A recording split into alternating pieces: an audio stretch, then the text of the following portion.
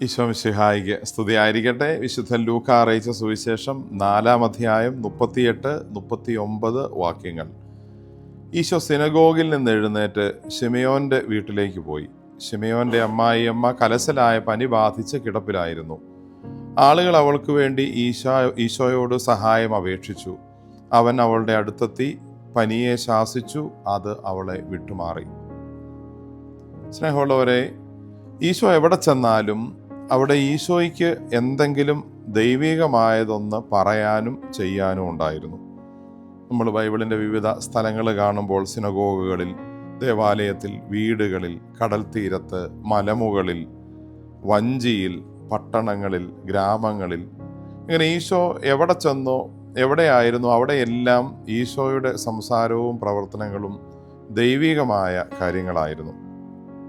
ഒരിടത്തും ഈശോ തൻ്റെ വ്യക്തിപരമായ ഇഷ്ടമോ തനിക്ക് ശരിയെന്ന് തോന്നുന്ന കാര്യങ്ങളോ അല്ല ചെയ്തത്. മറിച്ച് ദൈവപിതാവ് തന്നെ ഏൽപ്പിച്ച ജോലിയുടെ ഭാഗമായിട്ടാണ് ഓരോ കാര്യങ്ങളെയും ഓരോ സ്ഥലത്തും ചെന്നപ്പോൾ ഈശോ ചെയ്തത്. ഈ വചനഭാഗത്ത് തന്നെ നമ്മൾ കാണുന്നു, ഈശോ സിനഗോഗിലിരുന്നപ്പോൾ സിനഗോഗിലിരുന്ന് ദൈവവചനം വ്യാഖ്യാനിച്ചു കൊടുത്തു, പഴയ നിയമം വ്യാഖ്യാനിച്ചു കൊടുത്തു. അതിനുശേഷം ഇറങ്ങി ശിഷ്യനായ ശിമയോന്റെ വീട്ടിലേക്ക് വന്നപ്പോൾ അവിടെ ചെയ്യേണ്ടിയിരുന്ന ദൈവികമായ ഒരു കാര്യം, ഒരു സൗഖ്യപ്പെടുത്തൽ ഈശോ അത് ചെയ്യുന്നു. ശിമയോന്റെ അമ്മായിയമ്മയുടെ പനി സുഖപ്പെടുത്തുന്നു, അത് ശമിപ്പിക്കുന്നു. നമുക്കുള്ള ഒരു ആത്മീയ ചിന്ത ഇതാണ്: നമ്മൾ പോകുന്നിടത്തും ചെല്ലുന്നിടത്തുമൊക്കെ ദൈവികമായ കാര്യങ്ങളാണോ നമുക്ക് പറയാനും പ്രവർത്തിക്കാനും ഉള്ളത്?